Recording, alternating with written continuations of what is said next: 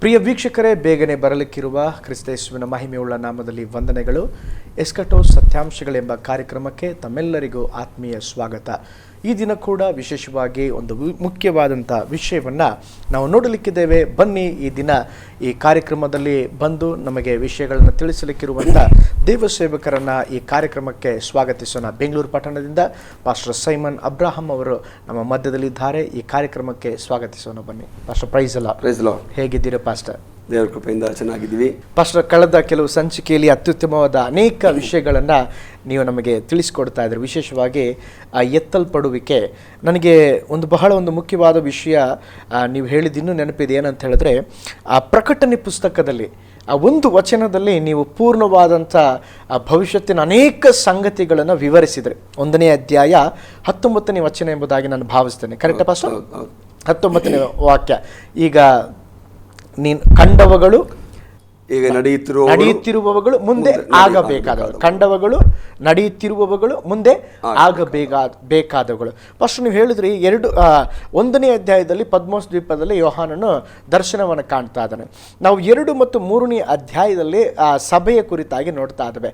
4ನೇ ಅಧ್ಯಾಯಕ್ಕೆ ಪ್ರಾರಂಭಕ್ಕೆ ಬರುವಾಗ ಅಲ್ಲಿ ಸಭೆ ಎತ್ತಲ್ಪಡುವಿಕೆ ನಂತರವಾಗಿ ಒಂದು ಉಪದ್ರವ ಕಾಲ ಈ ಲೋಕದಲ್ಲಿ 7 ವರ್ಷ ಸಂಭವಿಸಿದೆ. ಫಸ್ಟ್ರೆ ಎತ್ತಲ್ಪಡುವಿಕೆ ಮುಂಚಿತವಾಗಿ 2ನೇ ಅಧ್ಯಾಯ 3ನೇ ಅಧ್ಯಾಯ ಪ್ರಕಟಣೆಯಲ್ಲಿ ಮುಖ್ಯವಾಗಿ 7 ಸಭೆಗಳಿಗೆ ದೇವರು ಒಂದು ಮುಖ್ಯವಾದ ಸಂದೇಶವನ್ನು ಕೊಡ್ತಾ ಇದ್ದಾರೆ. ಯಾವಾಗಲೂ ದೇವರು ಒಂದು ಎಚ್ಚರಿಕೆಯ ಗಂಟೆಯನ್ನು ಕೊಡ್ತಾ ಇದ್ದಾರೆ. ಲೈಕ್ ಸಭೆ ಎತ್ತಲ್ಪಡುವ ಮುಂಚಿತವಾಗಿ ಅಥವಾ ಸಭೆಗೆ ಕೆಲವೊಂದು ಎಚ್ಚರಿಕೆಗಳನ್ನು, ಕೆಲವೊಂದು ಸಂದೇಶಗಳನ್ನು, ನೀನು ಇಲ್ಲಿ ಸರಿ ಇದೆಯಾ, ಇಲ್ಲಿ ಸರಿ ಇಲ್ಲ, ನಿನ್ನನ್ನು ಸರಿಪಡಿಸ್ಕೊ ಎಂಬುದಾಗಿ ಅನೇಕ ಕಾರ್ಯಗಳನ್ನು ದೇವರು ಆ 7 ಸಭೆಗೆ ದೇವರು ತಿಳಿಸ್ತಾ ಇದ್ದಾರೆ. ಫಸ್ಟ್ ಈ ದಿವಸ ಯಾಕೆ ನೀವು ಆ 7 ಸಭೆಗಳ ಮಹತ್ವ, ಆ 7 ಸಭೆಗಳ ಮುಖಾಂತರ ನಮ್ಮ ಸಭೆಗಳು ಏನು ತಿಳಿಯಬೇಕು, ಅದರಲ್ಲಿ ಎಚ್ಚರಪಡಿಸುವಂಥ ಯಾವೆಲ್ಲ ಕಾರ್ಯ ಇದೆ ಎಂಬುದಾಗಿ ಈ ಎಪಿಸೋಡ್ನಲ್ಲಿ ನಮ್ಮ ಜೊತೆ ಮಾತನಾಡಿ ಪಾಸ್ಟರ್. ನಾನೀಗಾಗಲೇ ನಿಮಗೆ ತಿಳಿಸಿದ ಪ್ರಕಾರವಾಗಿ ಪ್ರಕಟಣೆಗಂತ ನಾವು 3 ಭಾಗ ಮಾಡಿದ್ದೇವೆ. ಈಗಾಗಲೇ ತಿಳಿಸಿದ 3 ಭಾಗ. ಮೊದಲನೆಯದು 1ನೇ ಅಧ್ಯಾಯ, 2 ಮತ್ತು 3ನೇ ಅಧ್ಯಾಯ 2ನೇ ಭಾಗ, 4ರಿಂದ 22 3ನೇ ಭಾಗ. ನೀವು ಹೇಳಿದ ಪ್ರಕಾರ ಕಂಡವುಗಳು, ಈಗ ನಡೆಯುತ್ತಿರುವವುಗಳು, ಮುಂದೆ ನಡೆಯಬೇಕಾದ. ಸೊ 2, 3 ಅಧ್ಯಾಯದಲ್ಲಿ ನಾವು 7 ಸಭೆಗಳನ್ನ ಕಾಣ್ಬೋದು. 7 ಪ್ರಮುಖವಾದ ಸಭೆಗಳು. ಸೊ ಈ ಸಭೆಗಳ ಬಗ್ಗೆ, ಅದರ ಹಿನ್ನೆಲೆ ಬಗ್ಗೆ ಸ್ವಲ್ಪ ಮೊದಲೇ ನಿಮಗೆ ಹೇಳಿದ್ರಿ. ಈ 7 ಸಭೆಗಳಿಗೆ ಪತ್ರಗಳು ಬರೆಯಲ್ಪಟ್ಟಿವೆ. ಈ 7 ಪತ್ರಗಳು, ಎಫೆಸ ಸಭೆಗೆ ಒಂದು ಪತ್ರ, ಸ್ಮುರ್ನ ಸಭೆಗೆ ಒಂದು ಪತ್ರ, ಹಾಗೆ 7 ಪತ್ರಗಳು ಬರೆಯಲ್ಪಟ್ಟಿವೆ 7 ಸಭೆಗಳಿಗೆ. ನಾವು 7 ಸಭೆಗಳನ್ನು ನಾವು ಗಮನಿಸಿ ನೋಡಿದರೆ 7 ಸಭೆಗಳಿಗೂ ದೇವರು ಬಹಳ ಕಾರ್ಯಗಳನ್ನ ಹೇಳಿದ್ದಾರೆ. ಓಕೆ, ಒಂದು ಕಡೆ ಅವರು ಒಳ್ಳೆಯ ಕೆಲಸಗಳನ್ನ ದೇವರು ಹೇಳಿದ್ದಾನೆ. ಸಭೆಗಳು ಮಾಡುತ್ತಿರುವಂಥ ಒಳ್ಳೆಯ ಕೆಲಸಗಳ ಬಗ್ಗೆ ದೇವರು ಹೇಳಿದ್ದಾನೆ. ಗಾಡ್ ಅಪ್ರಿಷಿಯೇಟೆಡ್ ದೆಮ್, ಅವ್ರನಿಗೆ ಅಭಿನಂದನೆ ಮಾಡ್ತಾ ಇದ್ದಾನೆ. ಅದೇ ಸಮಯದಲ್ಲಿ ಅವರ ಬೀಳುವಿಕೆ ಬಗ್ಗೆ ದೇವರು ಕೇಳಿದ್ದಾನೆ. ದೇವರು ಪರಿಪೂರ್ಣದ ದೇವರು ತಾನೆ. ಹೌದು, is a god of completion ಅಲ್ವಾ? ಕೇವಲ ಒಳ್ಳೆಯದನ್ನು ಮಾತ್ರ ಹೇಳಿದ್ರೆ ಕೆಲವು ಕಡೆ ತಪ್ಪು ಮಾಡಿದ ತಪ್ಪನ್ನು ಕೂಡ ತಿಳಿಸುವ ದೇವರಾಗಿದ್ದಾನೆ. ಹಾಗೆ ನೋಡಿದ್ರೆ ಈ ಪುಸ್ತಕದಲ್ಲಿ ಸಭೆಗಳು ಮಾಡಿದಂಥ ಅಥವಾ ಸಭೆಗಳ ತಪ್ಪುಗಳು ಇವೆ, ಅವರು ಮಾಡಿರುವಂಥ ಒಳ್ಳೆಯ ಕಾರ್ಯಗಳಿವೆ ಅಂತ ಅದನ್ನು ಎಚ್ಚರಿಕೆ ಆಗಿ ದೇವರು ಹೇಳ್ತಾನೆ. ಜೊತೆಗೆ ಅದಕ್ಕೆ ಪರಿಹಾರವನ್ನು ದೇವರು ಕೊಡ್ತಾನೆ. ನೀವಿಂಥ ಕಡೆ ಬಿದ್ದು ಹೋಗಿದ್ದೀರಾ, ಸೊ ಬಿದ್ದಂತ ಮೇಲಕ್ಕೆ ಎದ್ದು ಬನ್ರಿ ಅಂತ ಪರಿಹಾರವನ್ನು ಕೂಡ ಸೊಲ್ಯೂಷನ್ ಕೂಡ ದೇವರು ಕೊಡ್ತಾರೆ. ಅದ್ರ ಜೊತೆಗೆ ಇದು ಮಾಡಿದವರಿಗೆ ದೇವರು ವಾಗ್ದಾನ ಕೂಡ ಕೊಟ್ಟಿದ್ದಾರೆ. ಬಹಳ ಇಂಟ್ರೆಸ್ಟಿಂಗ್. ಆ ಸಭೆ ನೀವು ಕಲ್ತು ನೋಡಿದ್ರೆ 7 ಸಭೆ ಕಲ್ತು ನೋಡಿದ್ರೆ 7 ಸಭೆಗಳು ಬಹಳ ಇಂಟ್ರೆಸ್ಟಿಂಗ್ ಆಗಿ ಕೆಲವು ವಿಷಯ ನಾವು ಕಲಿಬಹುದು, ನಮ್ಮ ಸಭೆಗಳಿಗೆ ಅನ್ವಯ ಮಾಡುವಂಥ ವಿಷಯ. ನಾವು ಯಾಕೆ ಇದನ್ನು ನಾನೀಗನ್ನು ಒತ್ತು ಹೇಳ್ತೀನಿ ಅಂದರೆ, ನಾವು ಸಭೆಯಾಗಿ ಆತನ ಬರೋಣ ಕಾಯ್ತಾ ಇದ್ದೀವಿ. ಅದು ಯಾವಾಗ ಬೇಕಾದ್ರೂ ನಡೀಬೋದು. ಆದರೆ ಕರ್ತನ ಬರೋಣ ಆಗುವವರೆಗೂ ಲೋಕದಲ್ಲಿ ಜೀವಿಸಬೇಕಲ್ಲ ನಾವು, ಅಲ್ವೇ? ಯಾರೊಬ್ಬರು ಹೇಳಿದ ಹಾಗೆ ತಾವರೆ ಹೂವು ಅಲ್ಲೇ, ತಾವರೆ ಹೂವು ಬೆಳೆಯುವುದು ಕೆಸರಲ್ಲಿ. ಓಕೆ, ಬಟ್ ಅದರ ಹೂವಿನ ಮೇಲೆ ಕೆಸರು ಇರೋದಿಲ್ಲ. ಓಕೆ, ಸೊ ಅದಕ್ಕೆ ಹಾಗೆ ಹೇಳ್ತಾರೆ. ಅಂದರೆ ಈ ಲೋಕ ಎಂಬಂಥ ಕೆಸರಲ್ಲಿ ನಾವು ಇದ್ದೀವಿ. ಲೋಕ ಎಂಬಂಥ ಈ ಪಾಪ ತುಂಬಿದ ಮಂಡಲ ಇದ್ದೀವಿ ನಾವು. ಓಕೆ, ಬಟ್ ಇದರಲ್ಲಿ ನಾವು ಹೇಗೆ ಜಯಶಾಲಿಗಳಾಗಿ ಬದುಕಿ ಆತನ ಬರೋಣ ಕಾಯ್ತಾ ಎತ್ತಲ್ಪಡ್ಬೋದು ಅನ್ನೋ ವಿಷಯದ ಬಗ್ಗೆ. ಸೊ ಹಾಗಿದ್ರೆ ಎತ್ತಲ್ಪಡಬೇಕಿದ್ದು ಈ ವಿಷಯ ನಾವು ತಿಳ್ಕೊಳ್ಬೇಕು, ಬಹಳ ಮುಖ್ಯವಾಗಿ. ಸಭೆಗಳು ಸಿದ್ಧವಾಗೋದ್ರ ಬಗ್ಗೆ. ಸೊ 2ನೇ ಅಧ್ಯಾಯಕ್ಕೆ ಬಂದರೆ ನಾವು ಪ್ರಕಟಣೆಗಂತ 2ನೇ ಅಧ್ಯಾಯಕ್ಕೆ ಬರೋಣ. 2ನೇ ಅಧ್ಯಾಯ 1ನೇ ವಾಕ್ಯ, ಮೊದಲ 7 ವಾಕ್ಯಗಳು ಪ್ರಕಟಣೆಗಂತ 2, 1-7, ಚಾಪ್ಟರ್ 2 ವರ್ಸಸ್ 1-7. ನಾವಲ್ಲಿ ಎಫೆಸಸ್ ಸಭೆಯ ಬಗ್ಗೆ ನೋಡ್ತೀವಿ. ಎಫೆಸಸ್ ಸಭೆಯ ಬಗ್ಗೆ ಅಲ್ವಾ? ಸೊ ಅಲ್ಲಿ ಆ ಸಭೆಯ ಸಮಸ್ಯೆಯ ಬಗ್ಗೆ ದೇವರು ಹೇಳೋದು ನೋಡ್ರಿ. ಮೊದಲು ಅದರ ಸ್ತುತಿ ನೋಡೋಣ. ಆ ಸಭೆಯನ್ನು ದೇವರು ಹೇಗೆ ಸ್ತುತಿಸ್ತಾ ಇದ್ದಾನೆ ಅಥವಾ ಹೇಗೆ ಹೊಗಳ್ತಾ ಇದ್ದಾನೆ ನೋಡ್ರಿ. ಅದರ 2ನೇ ವಾಕ್ಯ, ನಿನ್ನ ಕೃತ್ಯಗಳನ್ನು, ಪ್ರಯಾಸವನ್ನು, ತಾಳ್ಮೆಯನ್ನು ಬಲ್ಲೆನು. ನೀನು ದುಷ್ಟರನ್ನು ಸಹಿಸಲಾರಿ. ಅಪೋಸ್ತಲರಲ್ಲದಿದ್ದರೂ ತಮ್ಮನ್ನು ಅಪೋಸ್ತಲರೆಂದು ಹೇಳಿಕೊಳ್ಳುವವರು ನೀನು ಪರೀಕ್ಷಿಸಿ ಅವರನ್ನು ಸುಳ್ಳುಗಾರರೆಂದು ಕಂಡುಕೊಂಡಿ. ನಮ್ಮ ಸಭೆಗಳಲ್ಲಿ ಇದು ಕಡಿಮೆ ಆಗಿದೆ. ಯಾರು ಬಂದರೂ ಸೇರಿಸ್ಕೊಳ್ತಾರೆ, ಎಲ್ಲಿಂದ ಬಂದರೂ ಸೇರಿಸ್ಕೊಳ್ತಾರೆ. ಏನ್ ಹೇಳಿದ್ರು ಜನ ಸ್ವೀಕಾರ ಮಾಡ್ತಾರೆ. ಅವರಿಗೆ ಅವರ ಪಾಲಿಗೆ ಅಮೃತ ಸಿಕ್ಕಿದ ಹಾಗೆ ವಿಪರ್ಯಾಸ. ಬಟ್ ಎಫೆಸ ಸಭೆ ಬಗ್ಗೆ ದೇವರ ವಾಕ್ಯ ಹೇಳುತ್ತೆ, ಆ ಸಭೆಯವರು ಹೇಗಂದ್ರೆ ಸುಳ್ಳು ಅಪೋಸ್ತಲರು ಒಳಗಡೆ ಬಂದ್ರೆ ಗೊತ್ತಾಗುತ್ತೆ ಅವರಿಗೆ, ಸುಳ್ಳು ಪ್ರವಾದಿಗಳು ಬಂದರೆ ಗೊತ್ತಾಗ್ತಿತ್ತು ಅವರಿಗೆ, ದುರ್ಬೋಧನೆ ಹೇಳಿದ್ರೆ ಗೊತ್ತಾಗ್ತಿತ್ತು ಅವರಿಗೆ. ನಾನು ನಮ್ಮ ಸಭೆಗಳು ಈ ರೀತಿ ಆಗ್ಬೇಕು, ಎಲ್ಲರನ್ನ ಸೇರಿಸ್ಕೊಳ್ಳೋ ಸಭೆ ಆಗ್ಬಾರ್ದು. ವಿವೇಚನೆ ಮಾಡಬೇಕು, ಡಿಸರ್ನ್ ಮಾಡಬೇಕು. ಯಾಕಂದ್ರೆ ಸತ್ಯವೇದ ಹೇಳುತ್ತೆ, ಅಂತ್ಯಕಾಲದಲ್ಲಿ ನಾನು ಕ್ರಿಸ್ತನು ಅನೇಕರು ಬರ್ತಾರೆ. ನಾನು ಪ್ರವಾದಿ, ನಾನು ಅಪೋಸ್ತಲ, ನಾನು ಸೇವಕ ಅಂತ ಅನೇಕರು ಬರ್ತಾರೆ. ಸೊ ಇದರಲ್ಲಿ ನಿಜವಾದವರು ಯಾರು ಅಂತ ನಾವು ಗುರುತಿಸಿಕೊಳ್ಳಬೇಕಾದ ಬಹಳ ಮುಖ್ಯ. ಈ ಲೋಕದಲ್ಲಿ ಈಗ ಸುಳ್ಳು ಪ್ರವಾದಿಗಳಿಗೆ ಬೆಲೆ ಜಾಸ್ತಿ ಇದೆ, ಅವರಿಗೆ ವ್ಯಾಲ್ಯೂನು ಜಾಸ್ತಿ. ಆದ್ರೆ ನಿಜ ಪ್ರವಾದಿಗಳಿಗೆ ವ್ಯಾಲ್ಯೂ ಕಡಿಮೆ. ಇನ್ನು ಕೆಲವು ಸಾರಿ ನಿಜ ಪ್ರವಾದಿಗಳನ್ನ ಗುರುತಿಸಲಾಗದಷ್ಟು ಮಟ್ಟಿಗೆ ಸುಳ್ಳು ಪ್ರವಾದಿಗಳು ಬೆಳೆದು ಬಂದಿದ್ದಾರೆ. ಈ ಸುಳ್ಳು ಪ್ರವಾದಿಗಳ ನಿಮಿತ್ತ ಒಳ್ಳೆಯ ಪ್ರವಾದಿಗಳು ಈಗ ವ್ಯಾಲ್ಯೂ ಇಲ್ಲದಾಗ್ಬಿಟ್ಟಿದೆ. ಯಾಕಂದ್ರೆ ಅವರು ಹೇಳಿದ್ದೇ ಸತ್ಯ. ಅಲ್ವೇ? ಹಾಗಿರೋ ಸಮಯದಲ್ಲಿ ನಮ್ಮ ಈ 21ನೇ ಶತಮಾನದಲ್ಲಿ ವಿಶೇಷವಾಗಿ ನಾವು ಕ್ರಿಸ್ತನ ಬರೋಣಕ್ಕಾಗಿ ಸಿದ್ಧರಾಗ್ತಿರುವಾಗ ಇದನ್ನು ಸ್ಪಷ್ಟವಾಗಿ ನಾವು ವಿವೇಚನೆ ಮಾಡಿ ತಿಳ್ಕೊಳ್ಬೇಕು. ಎಲ್ಲರನ್ನ ಸೇರಿಸ್ಕೊಳ್ಳೋದು. ಎಫೆಸಸ್ ಸಭೆಗೆ ಬಂದು ಹೇಳ್ತಾರೆ, ನೀವು ಎಲ್ಲರನ್ನೂ ಸೇರಿಸ್ಕೊಂಡಿಲ್ಲ. ನೀವು ತಾಳ್ಮೆ ಉಳ್ಳವರು, ನೀವು ನಿಮ್ಮ ಕೃತ್ಯದನೆ ಗೊತ್ತಿದೆ, ನೀವು ದುಷ್ಟರನ್ನು ಸಹಿಸಲಾರಿ, ಮತ್ತೆ ಅಲ್ಲದೇ ಇದ್ದರೂ ತಮ್ಮನ್ನು ಅಪೋಸ್ತಲರೆಂದು ಹೇಳಿಕೊಳ್ಳುವವರನ್ನು ಪರೀಕ್ಷಿಸಿ ಅವರನ್ನು ಸುಳ್ಳುಗಾರರೆಂದು ಕಂಡುಕೊಂಡಿ. ಪರೀಕ್ಷಿಸಬೇಕು. ನೀವು ಅಪೋಸ್ತಲಗತಿ ಪುಸ್ತಕಕ್ಕೆ ಬಂದರೆ ಅಲ್ಲಿ ಥೆಸಲೋನಿಕ ಸಭೆ ಅಂತಿದ್ದು, ಬೆರೋಯ ಸಭೆ ಅಂತಿದ್ದು. ವಾಕ್ಯಗಳನ್ನ ಅಪೋಸ್ತಲ ಪೌಲ್ ಪ್ರಸಂಗ ಮಾಡಿದ್ರು, ಇವನು ಹೇಳೋದು ವಾಕ್ಯದಲ್ಲಿ ಇದೆಯಾ ಅಂತೇಳಿ ಮನೆಗೆ ಹೋಗಿ ಅವರು ಪರೀಕ್ಷೆ ಮಾಡ್ತಾ ಇದ್ರು. ವೆರಿ ಇಂಟ್ರೆಸ್ಟಿಂಗ್ ಅಲ್ವಾ ವಾಕ್ಯ. ನಾನು ಆ ಸಭೆ ಬಹಳ ಇಷ್ಟಪಡ್ತೀನಿ. ನಾನು ಥೆಸಲೋನಿಕ ಸಭೆಗಿಂತ ಇನ್ನೊಂದು ರೀತಿ ಉತ್ತಮ ಸಭೆ ಬೆರೋಯ ಸಭೆ. ಸದ್ಗುಣವುಳ್ಳವರು, ದೇವರ ವಾಕ್ಯವನ್ನ ಪರೀಕ್ಷೆ ಮಾಡಿಕೊಳ್ಳುವರು ಅಂತ ನೋಡ್ತಾರೆ, ಸರಿಯೋ ತಪ್ಪು. ಯಾರು ಪ್ರಸಂಗ ಮಾಡಿದ್ರು, ಯಾರು ಉಪದೇಶ ಹೇಳಿದ್ರು, ವಾಕ್ಯದ ಆಧಾರದಲ್ಲಿ ಇದೆಯಾ ಅಂತ ಅವರು ಪರೀಕ್ಷೆ ಮಾಡ್ತಾ ಇದ್ದಾರೆ. ಆದ್ರೆ ಈಗಿರೋ ಒಂದು ದಿನಮಾನದಲ್ಲಿ ಸೇವಕರು ಏನ್ ಹೇಳಿದ್ರು ಅದು ವಾಕ್ಯದಲ್ಲಿ ಇದೆಯಲ್ವೋ ಅಂತೇಳಿ ಜನರು ತಿಳ್ಕೊಳ್ಳದೆ ಅವ್ರು ಏನ್ ಹೇಳ್ತಾರೋ ಅದನ್ನ ಹಾಗೆ ನಂಬುವಂತ ಒಂದು ಪರಿಸ್ಥಿತಿಗೆ ಜನರು ಬಂದ್ಬಿಟ್ಟಿದ್ದಾರೆ. ಅದಕ್ಕೆ ವೀಕ್ಷಕರಿಗೆ ಒಂದು ಎಚ್ಚರಿಕೆ ಗಂಟೆ ಕೊಡಬೇಕು ನಾವಿಲ್ಲಿ. ನಿಮ್ಮ ಸಭೆಗಳಲ್ಲಿ ನೀವು ಕೇಳುವಂಥ ವಾಕ್ಯಗಳು, ನೀವು ಎಲ್ಲಿಂದ ವಾಕ್ಯ ಕೇಳಿಸ್ಕೊಳ್ಳಿ, ಯಾರು ಪ್ರಸಂಗ ಮಾಡಿದ್ರು ಆ ವಾಕ್ಯ ದೇವರ ಆಧಾರದಲ್ಲಿ ಇರಬೇಕು, ದೇವರ ವಾಕ್ಯಕ್ಕೆ ಅನುಗುಣವಾಗಿರಬೇಕು, ದೇವರ ವಾಕ್ಯದ ಉಪದೇಶದ ಅಡಿಪಾಯದಲ್ಲಿರಬೇಕು. ಅಲ್ಲದೇ ಇದ್ದರೆ ನೀವು ಅದನ್ನು ವಿವೇಚಿಸಿ ತಿಳ್ಕೊಳ್ಳೋದು ಬಹಳ ಮುಖ್ಯ. ದುರ್ಬೋಧನೆಗಳು ಹೆಚ್ಚಾಗ್ತಿದೆ, ಸುಳ್ಳು ಬೋಧನೆಗಳು ಲೋಕದ ಸುತ್ತಲೂ ಹರಡ್ತಾ ಇದೆ. ಇನ್ಫ್ಯಾಕ್ಟ್ ನಂಬಿಕೆಯಲ್ಲಿರುವವರನ್ನು ಕೂಡ ಇಂತಹ ಬೋಧನೆಗಳು ಬೀಳಿಸುವಂಥ ಒಂದು ಸನ್ನಿವೇಶ. ಅದರಲ್ಲಿ ನಾವು ಬಹಳ ಎಚ್ಚರಿಕೆ ಆಗಿರಬೇಕು. ಅದು ಬಹಳ ಮುಖ್ಯವಾದದ್ದು. ನೋಡಿ 2ನೇ ಅಧ್ಯಾಯದಲ್ಲಿ ಬರೆಯಲ್ಪಟ್ಟಿವೆ, ಎಲ್ಲವನ್ನ ನಾನು ಬಲ್ಲೆ, ನೀನು ಒಳ್ಳೆಯವನಾಗಿದ್ದೀಯಾ, ಒಳ್ಳೆಯ ಸಭೆಯಾಗಿ ನೀವಿದ್ದೀರಿ ಅಂತ. ಅದು ಸಭೆಯನ್ನ ಪ್ರೈಸ್ ಮಾಡುದು, ಸಭೆಯನ್ನ ದೇವರು ಹೊಗಳ್ತಾ ಇದ್ದಾರೆ. ಗುಡ್, ಅವರ ಒಳ್ಳೆಯ ಕಾರ್ಯಗಳನ್ನ ಹೇಳ್ತಾರೆ, ಸೂಪರ್ ಅಂತ ಹೇಳ್ತಾರೆ. Very interesting. ಮುಂದೆ 3ನೇ ವಾಕ್ಯದಲ್ಲಿ, ನೀನು ತಾಳ್ಮೆಯುಳ್ಳವನಾಗಿ ನನ್ನ ಹೆಸರು ನಿಮಿತ್ತ ಬಾಧೆಯನ್ನು ಸಹಿಸಿಕೊಂಡು ಬೇಸರಗೊಳ್ಳಲಿಲ್ಲ. ಬಾಧೆಯನ್ನು ಕೂಡ ಸಹಿಸಿಕೊಂಡೆ. ಬೇಸರ ಮಾಡ್ಕೊಂಡಿಲ್ಲ. ನನ್ನ ನಿಮಿತ್ತವಾಗಿ ಕಷ್ಟ ಅನುಭವಿಸಿದಿರಿ, ನನ್ನ ನಿಮಿತ್ತವಾಗಿ ನೋವು ಅನುಭವಿಸಿದ್ದೀರಿ, ಬಟ್ ನೀವು ಸಹಿಸಿಕೊಂಡಿದ್ದೀರಿ. ಇದೆಲ್ಲ ಒಳ್ಳೆಯದು. ಅಂದ್ರೆ ನಮ್ಮ ದೇವರು ಅಭಿನಂದನೆ ಮಾಡುವ ದೇವರು. ನಾವು ಒಳ್ಳೆಯದನ್ನು ಮಾಡಿದ್ರೆ ದೇವರು ಇಲ್ಲಪ್ಪ ಚೆನ್ನಾಗಿಲ್ಲ ಹಂಗೆ ಹೇಳೋಲ್ಲ. ನಾವೇನಾದ್ರೂ ಒಂದು ಒಳ್ಳೇದು ಮಾಡಿದ್ರೆ ವೆಲ್ ಡನ್ ದೇವ್ರು ಹೇಳ್ತಾರೆ. ಒಂದು ಆತ್ಮಕ್ಕೆ ಸುವಾರ್ಥ ಆದ್ರೆ ವೆಲ್ ಡನ್ ದೇವ್ರು ಹೇಳ್ತಾರೆ ಅಲ್ವಾ. ಒಂದು ಹೆಚ್ಚು ಸಮಯ ಪ್ರಾರ್ಥನೆಯಲ್ಲಿ ಕಳೆದ್ರೆ ವಾವ್ ಗುಡ್ ಜಾಬ್ ಅಂತ ಹೇಳ್ತಾರೆ. That is how God appreciates us. So ಅದು ನಾವು ಇಲ್ಲಿ ನಮ್ಮ ದೇವರೇ ಅಭಿನಂದನೆ ಮಾಡುವ ದೇವರು, ನಮ್ಮ ದೇವರೇ ಅಪ್ರಿಷಿಯೇಟ್ ಮಾಡುವ ದೇವರು. ಹಾಗಿದ್ರೆ ನಾವು ಇತರನ್ನ ಅಪ್ರಿಷಿಯೇಟ್ ಮಾಡಲೇಬೇಕು. ದೇವರ ಮಕ್ಕಳು ಒಬ್ಬರನ್ನ ಕೆಳಕ್ಕೆ ಹಾಕ್ಬಿಡ್ರಿ, ಒಬ್ಬರ ಮೇಲೆ ತನ್ರಿ. ಮುಂದೆ ಅದು ಅಪ್ರಿಷಿಯೇಷನ್ ಅಥವಾ ಅದು ಅವರನ್ನ ಪ್ರೈಸ್ ಮಾಡುವಂತ. ಕೆಳಗೆ ಹೋದ್ ನೋಡ್ರಿ 4ನೇ ವಾಕ್ಯದಲ್ಲಿ, ಆದರೆ ಇಷ್ಟೆಲ್ಲ ಇದೆ. ಇಲ್ಲಿ ಆದರೆ ಬರ್ತದೆ, ಸ್ವಲ್ಪ ನಾವಲ್ಲಿ ಗಮನಿಸಿ ಓದಬೇಕಲ್ಲ ಬಟ್ ಅಂತ ಬಂದ್ರೆ ಬಟ್ ಹೌದು. ಸ್ವಲ್ಪ ಎಚ್ಚರಿಕೆ.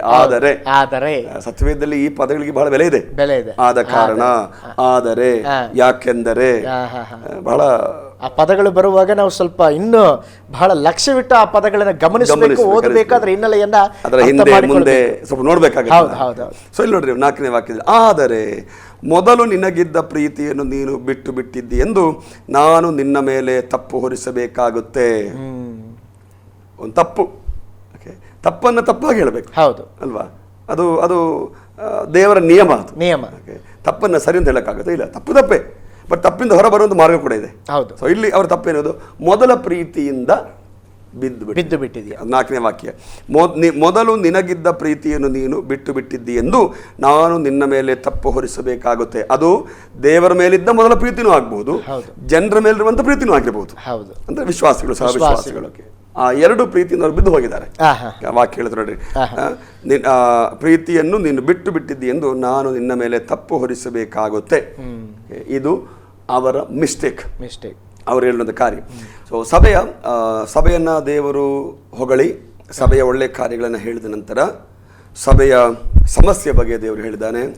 ಏನು ಸಮಸ್ಯೆ ಅಥವಾ ಕೊರತೆ ಏನು? ಫಸ್ಟ್ ಲವ್, ಮೊದಲ ಪ್ರೀತಿಯಿಂದ ಬಿಟ್ಟು ಬಿಟ್ಟಿದ್ದಿ ಅಥವಾ ಬಿದ್ದು ಬಿದ್ದಿ ಎಂಬುದಾಗಿ ಅದು ಸಮಸ್ಯೆ. ಅದ ನಂತರವಾಗಿ ಅದಕ್ಕೆ ಸೊಲ್ಯೂಷನ್, ಪರಿಹಾರವನ್ನು ಕೂಡ ದೇವರು ಕೊಡ್ತಾ ಇದ್ದಾರೆ. ಅಂದ್ರೆ ಕೆಲವರೆಲ್ಲ ಸಮಸ್ಯೆನ ಮಾತ್ರ ಕಂಡು ಹಿಡಿತಾರೆ, ಅದಕ್ಕೆ ಸೊಲ್ಯೂಷನ್ ಕೊಡೋದಿಲ್ಲ. ಆದ್ರೆ ನಮ್ಮ ದೇವರು ಎಷ್ಟು ಒಳ್ಳೆಯವ್ ನೋಡ್ರಿ, ಅದಕ್ಕೆ ಒಂದು ಸಮಸ್ಯೆಯನ್ನ ಕಂಡು ಹಿಡಿದು ಅದಕ್ಕೆ ಇರುವಂತ ಸೊಲ್ಯೂಷನ್ ಅನ್ನು ಕೂಡ ದೇವರು ಕೊಡ್ತಾ ಇದ್ದಾರೆ. ಅದೇ ವಾಕ್ಯ ಕೊಡ್ತಾರೆ 2ನೇ ಅಧ್ಯಾಯದಲ್ಲಿ ಕೊಡುವ ಸೊಲ್ಯೂಷನ್ ನೋಡ್ರಿ. ಎಲ್ಲಿಂದ ಬಿದ್ದಿದ್ದೀಯೋ ಅದನ್ನು ನಿನ್ನ ನೆನಪಿಗೆ ತಂದುಕೋ. ಒಂದನ್ನು ರಿಮೆಂಬರ್, ಎಲ್ಲಿಂದ ಬಿದ್ದಿದೆಯೋ ಅದನ್ನ ನೆನಪು ಮಾಡು. ಓಕೆ. ನಂತರ 2ನೇದು ರಿಪೆಂಟ್, ಮಾನಸಾಂತರ ಪಡು. ಫಸ್ಟ್ ನೆನಪಿಗೆ ತಂದುಕೋಬೇಕು. ಇಂಗ್ಲಿಷಲ್ಲಿ ರಿಮೆಂಬರ್, ನನಗೆ 3-6 ಹೇಳ್ತೀನಿ ಅಲ್ಲಿ.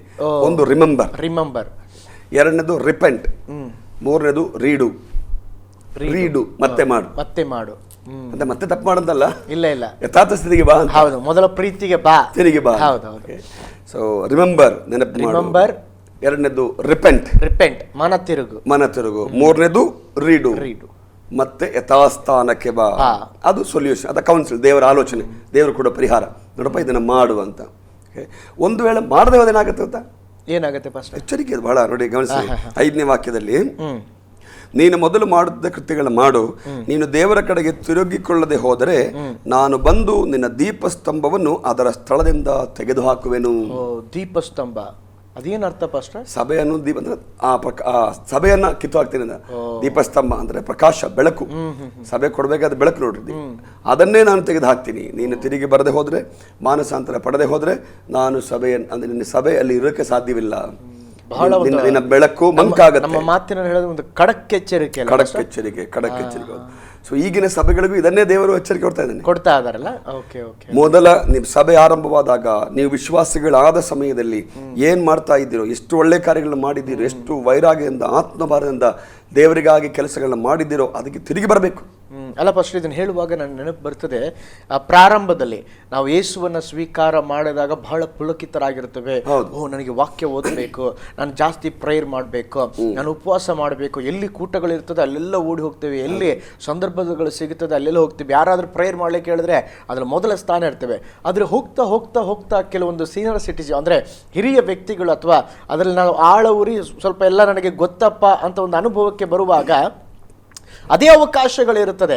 ಆದರೆ ಎಲ್ಲೋ ಒಂದು ಕಡೆ ನಾವೇನು ಮಾಡ್ತೀವಿ ಅಂತ ಹೇಳಿದ್ರೆ ಅದರಲ್ಲಿ ಬಹಳ ಕುಗ್ಗಿ ಹೋಗಿ ಆ ಮೊದಲ ಅನುಭವವನ್ನು ನೋಡುವುದಾದರೆ, ಎಕ್ಸಾಂಪಲ್ ಫಸ್ಟ್ ನನಗೆ ಇನ್ನೊಂದು ನೆನಪು ಬರ್ತದೆ. ಈಗ ಹೊಸದಾಗಿ ಮದುವೆ ಆದಂಥ ನೂತನ ಇನ್ನೂ ಮದುವೆ ಆಗಿಲ್ಲ, ಎಂಗೇಜ್ಮೆಂಟ್ ಆಗಿರುತ್ತದೆ. ಫೋನ್ ಮೇಲೆ ಫೋನು, ಅಧಿಕವಾದ ಕಾರ್ಯಗಳನ್ನು ಪೂರ್ಣವಾಗಿ ಮಾತನಾಡ್ತಾ ಇರ್ತಾರೆ. ಮದುವೆಯಾಗಿ ಒಂದು 3 ತಿಂಗಳಾಗಲಿ, ಆಮೇಲೆ ಅದೇ ಹೆಂಡತಿ ಕಾಲ್ ಮಾಡಿ ಎಲ್ಲಿದ್ರೆ ಬರ್ತೀನಿ ಸುಮ್ಮನೆ ಫೋನ್ ಹೌದಲ್ಲ. ಅದು ಆ ಮುಂಚೆ ಇದ್ದಂಥ ಮುಂಚೆ ಅವ್ರು ಕಾಲ್ ಮಾಡ್ತಾರೆ, ಇವ್ರು ಕಾಲ್ ಮಾಡ್ತಾರೆ ಅಂತ ವೇಟ್ ಮಾಡ್ತಾರೆ. ಅದೇ ಒಂದು ಪರಿಸ್ಥಿತಿ ಸಭೆಗಲ್ಲ ಪಾಸ್ಟರ್. ಅದೇ ಒಂದು ಕಾರ್ಯಗಳನ್ನು ನಾವು ಅರ್ಥ ಮಾಡ್ಕೋಬೇಕಾಗತ್ತೆ. ನಾವು ಸಭೆಗೆ ಸಂಬಂಧಪಟ್ಟ ಕ್ರಿಸ್ತನೊಂದಿಗಿನ ಪ್ರೀತಿ ದಿನ ದಿನ ಹೆಚ್ಚಾಗಬೇಕು, ಕಡಿಮೆ ಆಗಬಾರ್ದು. ಖಂಡಿತ ಕಡಿಮೆ ಆಗಬಾರ್ದು. ಕಡಿಮೆ ಆದ್ರೆ ಅದರ ಒಂದು ಅರ್ಥ ನಾವು ಆತ್ಮಿಕವಾಗಿ ಏನೋ ಹಿಂಜಾರ್ತಾ ಇದ್ದೇವೆ. ಕರೆಕ್ಟ್. ಯಾಕಂದ್ರೆ ಕ್ರಿಸ್ತನು ತೋರಿಸಿರುವಂತ ಪ್ರೀತಿ ತ್ಯಾಗಮಯವಾದ ಪ್ರೀತಿ. ಅದನ್ನ ನೆನಪು ಮಾಡಿದ್ರೆ ನಮ್ಮ ಜೀವನ ಪೂರ್ತಿ ಪ್ರೀತಿ ಮಾಡೋದು ಸಾಲೋದಿಲ್ಲ. ಸಾಲದು. ಆತನ ಮಾಡಿದ ಒಂದು ಪ್ರೀತಿಯ ತ್ಯಾಗಕ್ಕೆ ನಾವೇನು ಮಾಡಿದ್ರು ಸಾಲದು. ಅದ್ರ ಮುಂದೆ ಸಮಾನವೇ ಇಲ್ಲ. ಕರೆಕ್ಟ್. ಅದನ್ನ ಪ್ರತಿದಿನ ನಾವು ಅದೇ ರಕ್ಷಣೆ ಹೊಂದಿದಾಗ ದೇವನ ಅರಿತಾಗ ಏನ್ ಮಾಡ್ತಿದ್ದೇವೋ ಅದನ್ನು ಮಾಡಬೇಕು, ಅದಕ್ಕಿಂತ ಹೆಚ್ಚೆಚ್ಚಾದನ್ನು ಮಾಡಬೇಕು. ಇಲ್ಲಿ ಸಭೆಗೆ ದೇವರು ಹೇಳ್ತಾನೆ, ನೀವು ತಿರುಗಿ ಬರೆದಿದ್ದರೆ, ಮಾನಸಾಂತರ ಪಡೆದರೆ ದೀಪಸ್ತಂಭವನ್ನು ತೆಗೆದಾಕ್ಬಿಡ್ತಾನೆ. ಚರಿತ್ರೆ ಹೇಳುತ್ತೆ, ಕೆಲವು ವರ್ಷಗಳಾದ್ಮೇಲೆ ಎಫೆಸಸ್ ಸಭೆ ಅಲ್ಲಿ ಇತ್ತು ಅನ್ನುವಂಥದ್ದು ಕೂಡ ಗೊತ್ತಾಗದ ಸ್ಥಿತಿಲಿ ಬಂತಂತೆ. ನಿಜತ್ವದ ಘಟನೆ ಕೂಡ ಆಗ್ಬಿಟ್ಟಿದೆ. ಆಗಿದೆ ಅಂತ. ಅಂದ್ರೆ ಇಷ್ಟು ವಾರ್ನಿಂಗ್ ಕೊಟ್ಟರು ಆ ಸಭೆ ತಿರುಗಿ ಬರಲಿಲ್ಲ. ಒಂದು ಶೋಚನೀಯವಾದ ವಿಷಯ ನಡೆದಿತ್ತು. ಅದೇ ದೇವರು ಕೊಡುವಂತ ಖಡಕ್ಕಾದ ಎಚ್ಚರಿಕೆಯನ್ನು ನಾವು ಅನುಸರಿಸಿ ತಿರುಗಿ ಬಂದ್ರೆ ಆಶೀರ್ವಾದ, ಇಲ್ಲಂದ್ರೆ ನೋಡಿ ಅಷ್ಟೇ. ನೀವು ಹೇಳಿದಲ್ಲ, ಈಗ ಎಫೆಸ ಪಟ್ಟಣದಲ್ಲಿ ಆ ಸಭೆ ಇದ್ದದ್ದಕ್ಕೆ ಒಂದು ಗುರುತಿಲ್ಲ ಎಂಬುದಾಗಿ ಹೋಗಿದೆ. ಅದು ಬಹಳ ಭಯಾನಕವಾದಲ್ವೇ? ಅದೊಂದು ಅದು ಎಚ್ಚರಿಕೆ, ಖಡಕ್ ಎಚ್ಚರಿಕೆ, ಅದು ವಾರ್ನಿಂಗ್ ಅಂತ ಹೇಳಿದ್ವಿ. ಹಾಗೆ ತಿರುಗಿ ಬರುವಾಗ ಯಾರು ಬರ್ತಾರೋ ಜಯಶಾಲಿಗಳು, ಅವರಿಗೆ ಆ ವಾಕ್ಯದ ವಾಗ್ದಾನ ಇದೆ ನೋಡ್ರಿ. ನಾನು ನಿಮ್ಗೆ ಹೇಳ್ತಿರುವಂತೇನು, ಸಭೆಗಿರುವಂತ ಹೊಗಳಿಕೆ, 2 ಸಭೆಯ ಸಮಸ್ಯೆ, 3 ಸಭೆಗೆ ಇರುವಂತ ಆಲೋಚನೆ, 4 ಸಭೆಗೆ ಎಚ್ಚರಿಕೆ, 5 ಸಭೆಗೆ ವಾಗ್ದಾನ. ಬಹಳ ಅದ್ಭುತವಾಗಿ ಹೇಳಿದ್ರಿ. ಇನ್ನೊಂದ್ಸಾರಿ ಹೇಳಿ ಫಸ್ಟ್. 1 ಸಭೆಯ ಕುರಿತಾಗಿರುವಂತ ಹೊಗಳಿಕೆ, ಸಭೆಯನ್ನು ಹೊಗಳುವಂತ, ಅವರು ಯಾವ ವಿಧದಲ್ಲಿ ಸಕಾರಾತ್ಮಕವಾಗಿದ್ದಾರೆ, ಒಂದು ಹೊಗಳಿಕೆ. 2ನೇದು ಸಭೆಯ ಸಮಸ್ಯೆಗಳು, ಅದರೊಳಗೆ ಏನು ಸಮಸ್ಯೆ ಇತ್ತು. 3ನೇದು ಸಭೆಯ ಸಮಸ್ಯೆ ಬಗ್ಗೆ ಅದಕ್ಕಿರುವಂತ ಆಲೋಚನೆಗಳು, ಪರಿಹಾರ ಆಲೋಚನೆ. 4ನೇದು ಎಚ್ಚರಿಕೆ. 5ನೇದು ವಾಗ್ದಾನ. ಏನ್ ವಾಗ್ದಾನವಾಗಿ ನೋಡ್ರಿ, ದೇವರಾತ್ಮನು ಸಭೆಗಳಿಗೆ ಹೇಳುವುದನ್ನು ಕಿವಿಯುಳ್ಳವನು ಕೇಳಲಿ, ಯಾವನು ಜಯ ಹೊಂದುತ್ತಾನೋ ಅವನಿಗೆ ದೇವರ ಪರದೈಸಲಿರುವ ಜೀವದಾಯಕ ವೃಕ್ಷದ ಹಣ್ಣನ್ನು ತಿನ್ನುವುದಕ್ಕೆ ಕೊಡುವೆನು. ಇಲ್ಲಿ ನೋಡಿ, ಸಭೆಗೆ ಹೇಳುವುದನ್ನ ಕಿವಿಯುಳ್ಳವನು ಕೇಳಲಿ. ಆದ್ರೆ ಅದರ ಅರ್ಥ ಏನು ಸ್ವಲ್ಪ ಅಂದ್ರೆ, ನಾನು ವಾಕ್ಯ ಓದುವಾಗ ಅನೇಕ ಜನರು ಅಂದ್ರೆ ಕಿವಿ ಇದ್ದವನು ತಾನೇ ಕೇಳಬೇಕು. ಇದು ಆಕ್ಚುಲಿ ನಾವು ಅದನ್ನ ಆತ್ಮಿಕವಾಗಿ ಹೇಳ್ಬೇಕಂದ್ರೆ, ಸಭೆಗೆ ಕೊಡುವಂತ ಆಲೋಚನೆ ಮನಸ್ಸುಳ್ಳವನು ಕೇಳಲಿ, ಆ ಒಂದು ಅರ್ಥದಲ್ಲಿ ಆಡು ಭಾಷೆಯಲ್ಲಿ ಹೇಳಿದಾಗೆ ನಾ ಹೇಳುವಂತ ಎಚ್ಚರಿಕೆಯನ್ನ ಸಭೆ ಪರಿಗಣಿಸಲಿ, ಕೇಳಿಸ್ಕೊಳ್ಳಿ, ಇಲ್ಲ ಅಸಡ್ಡೆ ಮಾಡಬಾರ್ದು. ಆ ಒಂದು ಮಾತು ಅಂದ್ರೆ ಕೆಲವರು ಕಿವಿ ಇದ್ರು ಕೇಳದೇ ಇರೋ ತರ ಇದ್ದಾರೆ. ಬೆಳಿಗ್ಗೆ ಕೆಲವ್ರನ್ನ ಎಬ್ಬಿಸುವಾಗ ಕಿವಿ ಕೇಳ್ತಾ ಇರ್ತದೆ, ಎದ್ದೇಳಪ್ಪ ಟೈಮ್ ಆಯ್ತು ಇದ್ರು. ಅದಕ್ಕೆ ಒಬ್ರು ಹೇಳ್ತಾರೆ, ನಿದ್ರೆ ಮಾಡುವವನೇ ಎಬ್ಬಿಸ್ಬೋದಂತೆ, ನಿದ್ರೆ ಮಾಡೋ ತರ ಆಕ್ಟ್ ಮಾಡೋನ್ನ ಎಬ್ಬಿಸ್ಲಿಕ್ಕೆ ಆಗಲ್ಲ ಅಂತೆ. ಅಂದ್ರೆ ಕೆಲವು ಸಾರಿ ನಮಗ್ ಕೇಳ್ತಾ ಇರ್ತದೆ, ಕೇಳಿಸ್ಕೊಂಡ್ರು ಅದನ್ನ ಆ ಒಂದು ಪರಿಸ್ಥಿತಿ. ಸೊ ಅವರಿಗೆ ದೇವರು ಜೀವದಾಯಕ ವೃಕ್ಷ ಹಣ್ಣನ್ನು ಕೊಡ್ತಾನೆ. ಅದು 1ನೇ ಸಭೆ ಕುರಿತಾಗಿ ಎಫೆಸಸ್ ಸಭೆ. 2ನೇ ಸಭೆ ಸ್ಮುರ್ನ, ಅದು 8ರಿಂದ 11 ವಾಕ್ಯದಲ್ಲಿ ಈ ಸಭೆಗೂ ಅದೇ ರೀತಿಯ ಕಾರ್ಯಗಳನ್ನ ದೇವರು ಹೇಳ್ತಾ ಇದ್ದಾನೆ. ಅಲ್ಲಿ ನೋಡಿ, ಆ ಸಭೆಯ ಕುರಿತಾಗಿ ದೇವರು ಹೊಗಳೋದು ನೋಡ್ರಿ, ಪ್ರೈಸ್ ಏನಂತ ಹೊಗಳೋದು ನೋಡ್ರಿ. ನೀವು ಅದರ 9ನೇ ವಾಕ್ಯ ನೋಡಿದ್ರೆ, ನಾನು ನಿನ್ನ ಸಂಕಟವನ್ನು ನಿನ್ನ ಬಡತನವನ್ನು ಬಲ್ಲೆನು, ಆದರೂ ನೀನು ಐಶ್ವರ್ಯವಂತನೇ. ಇದಲ್ಲದೆ ತಮ್ಮನ್ನು ಯಹೂದ್ಯರೆಂದು ಹೇಳಿಕೊಳ್ಳುವವರು ನಿನ್ನ ವಿಷಯವಾಗಿ ದೂಷಿಸುವುದನ್ನು ಬಲ್ಲೆನು, ಅವರು ಯಹೂದ್ಯರಲ್ಲ. ಸೊ ಆ ವಾಕ್ಯ ನೋಡ್ರಿ, ನೀವು ನಾನು ನಿಮ್ಮ ಸಂಕಟವನ್ನು, ಅಂದರೆ ನೀವು ಸಂಕಟ ಪಡುವವರು, ಕಷ್ಟಪಡ್ತಾ ಇದ್ದೀರಾ, ಬಡತನ ಇದೆ. ಆ ವಾಕ್ಯ ನೋಡ್ರಿ 9ನೇ ವಾಕ್ಯದಲ್ಲಿ, ಆದರೂ ನೀನು ಐಶ್ವರ್ಯವಂತನೇ. ಇದಲ್ಲದೆ ತಮ್ಮನ್ನು ಯಹೂದ್ಯರೆಂದು ಹೇಳಿಕೊಳ್ಳುವವರು ನಿನ್ನ ವಿಷಯವಾಗಿ ದೂಷಿಸುವುದರೂ ಕೂಡ ನೀನು ಅದರ ಬಗ್ಗೆ ತಲೆ ಕೆಡಿಸ್ಕೊಳ್ಳಿಲ್ಲ. ಓಕೆ, ಅಂದರೆ ಸಹಿಸಿಕೊಳ್ಳುವಂಥ ಸಭೆ. ಓಕೆ, ಏನೇ ಬಂದರೂ ಅದು ದೇವರು ನೋಡ್ಕೊಳ್ತಾರೆ ಅನ್ನುವಂಥ ಒಂದು ವಿಚಾರ. ಸೊ ಅದನ್ನು ಈ ವಾಕ್ಯ, ಅದು ಸಭೆಯ ಕುರಿತಾಗಿ ದೇವರು, ಅದು ಯೇಸು ಕ್ರಿಸ್ತನು ಹೊಗಳುವಂಥದ್ದು ಅಥವಾ ಪವಿತ್ರಾತ್ಮನ ಹೊಗಳುವಂಥ ಕಾರ್ಯ. ನಂತರ ಈ ಸಭೆಗೆ ಸಮಸ್ಯೆ ಇತ್ತ, ವಿಶೇಷವಾದ ಸಮಸ್ಯೆಯನ್ನು ಕೊಟ್ಟಿಲ್ಲ ಅಲ್ಲಿ. ಎಫೆಸ ಸಭೆಗೆ ಮೊದಲ ಪ್ರೀತಿ ಇಲ್ಲ, ಬಟ್ ಈ ಸಭೆಗೆ ಆ ಥರ ಸಮಸ್ಯೆ ಬಗ್ಗೆ ದೇವರ ವಾಕ್ಯ ನಿಮ್ಗೆ ಹೇಳ್ತಿಲ್ಲ. ಅಂದರೆ ಸಮಸ್ಯೆ ಇಲ್ಲದ ಸಭೆ ಆಗಿರ್ಬೋದೇನೋ, ಹೆಚ್ಚು ಹೇಳಿಕೊಳ್ಳತಕ್ಕ ಸಮಸ್ಯೆಗಳು ಇರ್ಲಿಕ್ಕಿಲ್ಲ. ಅದಕ್ಕೇನು ಮುಂದೆ ಈ ಸಭೆಗಿರೋ ಸೊಲ್ಯೂಷನ್ ಏನು, ಅಥವಾ ದೇವರು ಕೊಡುವಂಥ ಪರಿಹಾರ ಏನು, ಅಥವಾ ಆಲೋಚನೆ ಏನು ಗೊತ್ತಾ? 10ನೇ ವಾಕ್ಯದಲ್ಲಿ, ನಿನಗೆ ಸಂಭವಿಸದಕ್ಕಿರುವ ಬಾಧೆಗಳಿಗೆ ಹೆದರಬೇಡ, ಡು ನಾಟ್ ಬಿ ಅಫ್ರೈಡ್. ಅದು ದೇವ್ರ ಆಲೋಚನೆ. ನೀ ಕಷ್ಟ ಅನುಭವಿಸ್ತಾ ಇದೆಯಾ, ಬಡತನ ಇದೆ, ದುಃಖ ಇದೆ, ನೋವಿದೆ, ಬಟ್ ಏನು ಮಾಡಬಾರ್ದು, ಹೆದರಬೇಡ, ಧೈರ್ಯವಾಗಿರು. ಮುಂದೆ, ಈಗ ನೀವು ದುಷ್ಪ್ರೇರಣೆಗೆ ಒಳಗಾಗುವಂತೆ ಸೈತಾನ್ ನಿಮ್ಮಲ್ಲಿ ಕೆಲವರನ್ನು ಸೆರೆಮನೆಯೊಳಗೆ ಹಾಕುವುದಕ್ಕಿದ್ದಾನೆ. ಅದರ ಆಮೇಲೆ ಸೊ ಇಲ್ಲಿ ಹೆದರಬೇಡ, ದೇವರು ಕೊಡೋದು ಹೆದರಬೇಡ, ಧೈರ್ಯವಾಗಿರು. ಸಾಯುವ ಸ್ಥಿತಿ ಬಂದ್ರು ಅದಕ್ಕೆ ಧೈರ್ಯವಾಗಿರು. ಅಲ್ವಾ, ಅದನ್ನು ಹೇಳ್ತೀವಿ, be faithful even unto death ಅಂತ, ಮರಣದವರೆಗೂ ನಂಬಿಗಸ್ತನಾಗಿರು. ಅದ ವಾಕ್ಯ ನೋಡ್ರಿ, ನೀನು ಸಾಯಬೇಕಾದರೂ ನಂಬಿಗಸ್ತನಾಗಿರು ಅಂತ. ಇದು ಕೊಡುವಂಥ ಸೊಲ್ಯೂಷನ್. ಇವತ್ತು ಕೂಡ ಅಷ್ಟೇ ನಮ್ಮ ಸಭೆಗಳು ಬಹಳಷ್ಟು ಸಮಸ್ಯೆಗಳು ಹಾದು ಹೋಗ್ತಿದೆ. ಬಹಳ ಸಮಸ್ಯೆಗಳಿದೆ. ಸುವಾರ್ತೆ ಸಾರೋದಕ್ಕೆ ಕಷ್ಟ ಆಗಿದೆ. ಯೇಸು ಕ್ರಿಸ್ತನ ಪ್ರೀತಿಯನ್ನು ಹಂಚಿಕೊಳ್ಳೋದು ಕೂಡ ಬಹಳ ಕಷ್ಟ ಆಗ್ತಾ ಇದೆ. ಸೊ ಇಂಥ ಸಂದರ್ಭದಲ್ಲಿ ಸಭೆಗೆ ಒಂದು ರೀತಿಯಾಗಿ ಭಯ ಎಲ್ಲ ಕಡೆಯಿಂದಲೂ ಕಾಡ್ತಾ ಇದೆ. ಬಟ್ ದೇವರ ವಾಕ್ಯ ಹೇಳುತ್ತೆ, ಸಭೆಯಾಗಿ ನಾವು ಭಯಪಡಬಾರ್ದು. ಯಾವ ವಿಷಯದ ಬಗ್ಗೆ ನಾವು ಭಯಪಡೋಂಗಿಲ್ಲ. ನಮ್ಮ ಕೆಲಸ ಏನು ಗೊತ್ತಾ, ದೇವರು ಕೊಟ್ಟಿರುವಂಥ ಮಾರ್ಗದರ್ಶನ, ದೇವರು ಕೊಟ್ಟಿರುವಂಥ ಆಲೋಚನೆ ಮುಂದುವರಿಯೋದು. ಸೊ ಸ್ಪೂರ್ಣ ಸಭೆಗೆ ದೇವರು ಅದನ್ನು ಹೇಳೋದು, ಡು ನಾಟ್ ಬಿ ಅಫ್ರೈಡ್. ಅಲ್ಲ ಪಾಸ್ಟರ್, ಇಲ್ಲಿ ನೋಡಿ, ಸಾಯಬೇಕಾದರೂ ನಂಬಿಗಸ್ತನಾಗಿರೋ. ಈ ಮೊದಲನೇ ಶತಮಾನದಲ್ಲಿ ಯೋಹಾನನ ಶಿಷ್ಯನಾದ ಪೋಲಿಕಾರ್ಪ್, ನೀವು ಅವ್ರ ಬಗ್ಗೆ ಎಲ್ಲ ಉಪದೇಶ ಮಾಡಿರ್ತೀರ. ಅವನಿಗೆ 86 ವಯಸ್ಸಾಗಿತ್ತಂತೆ ಬಸ್. 86, ಬಹಳ ವೃದ್ಧಾಪ್ಪ, ಕೈಕಾಲೆಲ್ಲ ನಡುಗ್ತಾ ಇದೆ. ಒಂದು ಚಕ್ರವರ್ತಿ ಮುಂದೆ ತಂದು ಅವನಿಗೆ ಹೇಳ್ತಾ ಇದ್ದಾರೆ, ನೋಡಪ್ಪ, ನಿನ್ನ ಮೇಲೆ ಏನೋ ಕನಿಕರ ಉಂಟಾಗ್ತದೆ, ಆದ್ರೆ ನೀನು ಒಂದು ಮಾತು ಹೇಳಿ, ಏನಂತ ಹೇಳಿದ್ರೆ, ಯೇಸುವನ್ನ ತ್ಯಜಿಸಿಬಿಡು, ಯೇಸು ನನಗೆ ಬೇಡ ಅಂತ ಹೇಳ್ಬಿಡು, ಯೇಸು ಕೆಟ್ಟವನ ಅಂತ ಹೇಳ್ಬಿಡು, ನಾವು ನಿಮ್ಮನ್ನ ಬಿಟ್ಟು ಬಿಡ್ತೇವೆ. ಆಗ ಅವನು ಹೇಳಿದಂತೆ, ಪಾಸ್ಟ, ನಾನು ಚಿಕ್ಕ ವಯಸ್ಸಿನಲ್ಲಿರುವಾಗ 20ನೇ ವಯಸ್ಸಿನಲ್ಲಿ ನಾನು ಯೇಸುವನ್ನ ಸ್ವೀಕರಿಸಿದೆ. ಈಗ ನನಗೆ 86 ವರ್ಷ, ಅಂದರೆ 66 ವರ್ಷಗಳ ಕಾಲ ದೇವರು ನನಗೆ ಒಳ್ಳೆಯದನ್ನೇ ಮಾಡಿದ್ದಾನೆ. ಆ ಒಳ್ಳೆಯದನ್ನು ಮಾಡಿದಂಥ ದೇವರನ್ನ ನಾನು ತ್ಯಜಿಸುವುದಿಲ್ಲ, ತಿರಸ್ಕರಿಸುವುದಿಲ್ಲ, ಯೇಸುವನ್ನ ಬಿಡುವುದಿಲ್ಲ ಎಂಬುದಾಗಿ ಹೇಳಿದಂತೆ ಚರಿತ್ರೆ ಹೇಳ್ತದೆ ಪಾಸ್ಟರ್. ಆ ಸಮಯದಲ್ಲಿ ಅವನನ್ನ ರಕ್ತ ಸಾಕ್ಷಿಯಾಗಿ ಅವನನ್ನ ಕೊಂದಾಕಿದ್ರಂತೆ. ಅಂದ್ರೆ ನೀವು ಇದನ್ನ ಹೇಳಿದಾಗ ನನಗೆ ಬಂತು, ಸಾಯುವಂತ ಪರಿಸ್ಥಿತಿ ಅವನಿಗೆ, ಸತ್ತು ಹೋದ ರಕ್ತ ಸಾಕ್ಷಿ, ಆದ್ರೂ ಕೂಡ ನಂಬಿಗಸ್ತಿಕೆಯಲ್ಲಿ ನೆಲೆ ನಿಂತ. ಪಾಸ್ಟರ್ ಹೇಳಿ ಪಾಸ್ಟರ್. ಸಾಯುವವರೆಗೂ ಸಾಯಬೇಕಾದರೂ ನಂಬಿಗಸ್ತನಾಗಿರುವನ್ನೊಂದು, ಅದು ಸಭೆಗೆ ದೇವರು ಕೊಟ್ಟಂತ ಆಲೋಚನೆ, ಸಲಹೆ. ಓಕೆ, ಮುಂದೆ ಈ ಸಭೆಗೆ ಏನಾದರೂ ವಾರ್ನಿಂಗ್ ದೇವರು ಕೊಟ್ಟಿದ್ದಾರಾ? ಎಚ್ಚರಿಕೆ ಈಗಾಗಲೇ ಇಲ್ಲ ಅಂತ ಹೇಳಿದ್ರಲ್ಲ ಪಾಸ್ಟರ್. ಅದು ಇದು ಎಚ್ಚರಿಕೆ, ಅದ್ರ ಬಗ್ಗೆ ಹೇಳಿದ್ರು. ಸಭೆಗೆ ಇರುವಂತ ಕೊರತೆ, ಅಲ್ಲಿ ಪ್ರಾಬ್ಲಮ್ ಕೊರತೆ. ಬಟ್ ಈಗ ಸಭೆಗೆ ಪವಿತ್ರಾತ್ಮನು ಕೊಡುವಂತ ಎಚ್ಚರಿಕೆ, ವಾರ್ನಿಂಗ್ ಏನು ಗೊತ್ತಾ?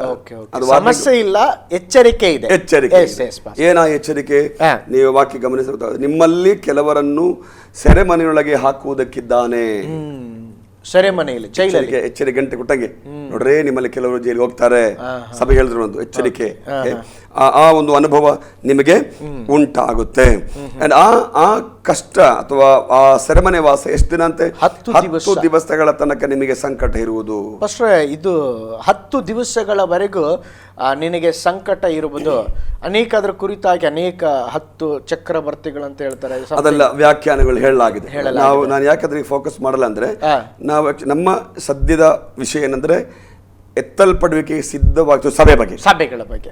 ಇನ್ನೊಂದು ಸಾರಿ ನಾವು ಅದನ್ನು ಚರ್ಚೆ ಮಾಡೋದ್ರ ಬಗ್ಗೆ, ಅದೇ ನಮ್ಮ ಫೋಕಸ್ ಆಗಿ. ಸೊ ಹಾಗೆ ಅಲ್ಲಿ ಕೊಡುವಂತ ಎಚ್ಚರಿಕೆಯನ್ನು, 10 ದಿನಗಳ ತನಕ ನಿಮಗೆ ಸಂಕಟ ಇರುವುದು, ಸೈತಾನು ನಿಮ್ಮಲ್ಲಿ ಕೆಲವರನ್ನ ಸೆರೆಮನೆಯೊಳಗೆ ಹಾಕೋದಕ್ಕಿದ್ದಾನೆ. ಎಚ್ಚರಿಕೆ. ಅದ ನಂತರ ದೇವರು ಕೊಡುವ ವಾಗ್ದಾನ, ಪ್ರಾಮಿಸ್. ನೋಡ್ರಿ 11ನೇ ವಾಕ್ಯದಲ್ಲಿ ದೇವರಾತ್ಮನ ಸಭೆಗಳಿಗೆ ಹೇಳೋದನ್ನು ಕೇಳಲಿ, ಜಯ ಹೊಂದುವನಿಗೆ 2ನೇ ಮರಣದಿಂದ ಕೇಡಾಗುವುದೇ ಇಲ್ಲ. ಓಕೆ, 2ನೇ ಮರಣದಿಂದ ಅವನಿಗೆ ಕೇಡಾಗುವುದೇ ಇಲ್ಲ ಎಂಬುದಾಗಿ. ಸೊ ಈ 2ನೇ ಮರಣದ ಬಗ್ಗೆ ನಾವು ಸತ್ಯವೇದದಲ್ಲಿ ಗಮನಿಸಿ ನೋಡಿದ್ರೆ, ಕೊನೆಯ 20ನೇ ಅಧ್ಯಾಯದಲ್ಲಿ, ಪ್ರಕಟಣೆಗಂತ 20ನೇ ಅಧ್ಯಾಯದಲ್ಲಿ ಬರುತ್ತೆ 2ನೇ ಮರಣ ಅನ್ನುವಂಥದ್ದು. ಅದು ನಾವು ಮುಂದಿನ ಅದನ್ನ ಕಲಿಕ್ಕಿದ್ವಿ ಅದರ ಬಗ್ಗೆ. 2ನೇ ಮರಣ, ಪ್ರತಿಯೊಬ್ಬ ಮನುಷ್ಯನ ನಮಗೆ ಮೊದಲ ಮರಣ ಇದೆ, ಶಾರೀರಿಕ ಮರಣ, ಮನುಷ್ಯನ ಸಾಯುವಂತ. ಹೌದು, ಪಾಪದ ಪಾಲಿಗೆ ಸಾಯುವುದು ಬೇರೆ, ಅಕ್ಷರಿಕವಾದ ಲಿಟ್ರಲ್ ಡೆತ್ ಅಂತ ಹೇಳುವಾಗ ಒಂದು ನಮ್ಮ ಮಾನಸಿಕವಾದ ಮರಣ ಅಂತ ಹೇಳ್ತೀವಿ. ಅದೇ ತರ ಇನ್ನೊಂದು 2ನೇ ಮರಣ ಕೂಡ ಇದೆ. ಆ 2ನೇ ಮರಣ ಅನ್ನುವಂಥದ್ದು ನಿತ್ಯ ನರಕ ಅಥವಾ ನಿತ್ಯವಾದದ್ದು. ಅದ್ರ ಬಗ್ಗೆ ಆಮೇಲೆ ಚರ್ಚೆ ಮಾಡೋಣ. ಸೊ ಇದು 2ನೇ ಸಭೆಯ ವಿಷಯವಾಗಿ. ಪಾಸ್ಟರ್, ಈಗ ನಾವು ಈ ದಿವಸ 7 ಸಭೆಗಳ ಕುರಿತಾಗಿ ನೋಡ್ಬೇಕಂತ ಮಾಡಿದ್ವಿ. ಆದರೆ ಮೊದಲು 2 ಸಭೆಗಳನ್ನು ನಾವು ನೋಡಿದಾಗ ಸಮಯ ಆಗಿಬಿಟ್ಟಿದೆ. ದೇವರ ಚಿತ್ತ ಇರೋದಾದರೆ ಮುಂದಿನ ವಾರ ನಾವು ಇನ್ನು ಬಾಕಿ ಇರುವಂಥ ಸಭೆಗಳ ಕುರಿತಾಗಿ ನಾವು ನೋಡೋಣ ಪಾಸ್ಟರ್. ಮುಖ್ಯವಾಗಿ ಈ ದಿವಸ ನೀವು ಎಫೆಸ ಸಭೆಯ ಕುರಿತಾಗಿ ಹೇಳಿದ್ರೆ, ಸ್ಪೂರ್ಣ ಸಭೆಯ ಕುರಿತಾಗಿ ಹೇಳಿದ್ರೆ, ಆದರೆ ಮುಖ್ಯವಾದ 5 ಸಂಗತಿಗಳನ್ನು, ಅಂದರೆ ಅಲ್ಲಿರುವಂಥ ಸಮಸ್ಯೆ, ದೇವರಲ್ಲಿ ಎಚ್ಚರಿಕೆ ಕೊಡುವಂಥದ್ದು, ತಿರುಗಿ ಅವರಿಗೆ ವಾರ್ನಿಂಗ್ ಕೊಡುವಂಥದ್ದು, ಎಲ್ಲ ಕಾರ್ಯಗಳನ್ನು ನೀವು ಬಹಳ ಅರ್ಥಗರ್ಭಿತವಾಗಿ ತಿಳಿಸಿದ್ರೆ ಬಹಳ ಸಂತೋಷ ಪಾಸ್ಟರ್, ನಿಮ್ಮ ಸಮಯ ಬಿಡು ಮಾಡಿಕೊಂಡು ಎಲ್ಲ ಕಾರ್ಯಗಳನ್ನು ತಿಳಿಸಿದ್ದಕ್ಕೆ ಆಸರೆ ಟಿವಿ ಪರವಾಗಿ ತಮಗೆ ವಂದನೆಗಳನ್ನು ತಿಳಿಸ್ತೀನಿ ಪಾಸ್ಟರ್. ಪ್ರಿಯ ವೀಕ್ಷಕರೇ, ಈ ದಿನ ಕೂಡ ಸಭೆ ಬಹಳ ಮುಖ್ಯವಾದದ್ದು. ಯಾಕೆಂತ ಹೇಳಿದ್ರೆ ಎತ್ತಲ್ಪಡುವಂಥದ್ದು ಏನು? ಸಭೆ ಎತ್ತಲ್ಪಡುತ್ತದೆ. ಆ ಎತ್ತಲ್ಪಡುವ ಮುಂಚಿತವಾಗಿ ದೇವರು 7 ಸಭೆಗಳಿಗೆ ತನ್ನ ಪತ್ರವನ್ನು ಬರೆಯುತ್ತಾ ಇದ್ದಾರೆ. ಆ ಸಭೆಗಳ ಒಂದು ಕೊರತೆಗಳನ್ನ, ನ್ಯೂನ್ಯತೆಗಳನ್ನ ಸರಿಪಡಿಸಿಕೊಳ್ಳಬೇಕಾದ ಸ್ಥಳವನ್ನ ಅವರಿಗೆ ತಿಳಿಯಪಡಿಸ್ತಾ ಇದ್ದಾರೆ. ಅದು ಕೇವಲ ಆಗಿನ ಸಭೆಗಳಿಗೆ ಮಾತ್ರವಲ್ಲ, ಈಗ ನಾವು ಜೀವಿಸುವಂತ ನಮ್ಮ ಸಭೆಗಳಿಗೆ ಕೂಡ ಅನ್ವಯವಾಗುವಂತದ್ದಾಗಿದೆ. ಇವತ್ತು ಕೂಡ ಅನೇಕ ಸಂಗತಿಗಳನ್ನ ನೀವು ತಿಳಿದುಕೊಂಡಿರ್ತೀರಾ, ಅದನ್ನು ಅನ್ವಯಿಸಿಕೊಂಡಿರ್ತೀರ ಎಂಬುದಾಗಿ ನಾನು ಭಾವಿಸ್ತಾ ಇದ್ದೇನೆ. ಮುಂದಿನ ಸಂಚಿಕೆಯಲ್ಲಿ ಇನ್ನೊಂದು ವಿಷಯದೊಂದಿಗೆ ತಮ್ಮನ್ನ ಸಂಧಿಸ್ತೇನೆ. ಅಲ್ಲಿಯವರೆಗೆ ನಿಮ್ಮ ಅಚ್ಚುಮೆಚ್ಚಿನ ಆಸರೆ ಟಿವಿಯನ್ನ ನೋಡುತ್ತೀರಿ. ವಂದನೆಗಳು. ಮೈ ಗಾಡ್ ಬ್ಲೆಸ್ ಯು ಆಲ್.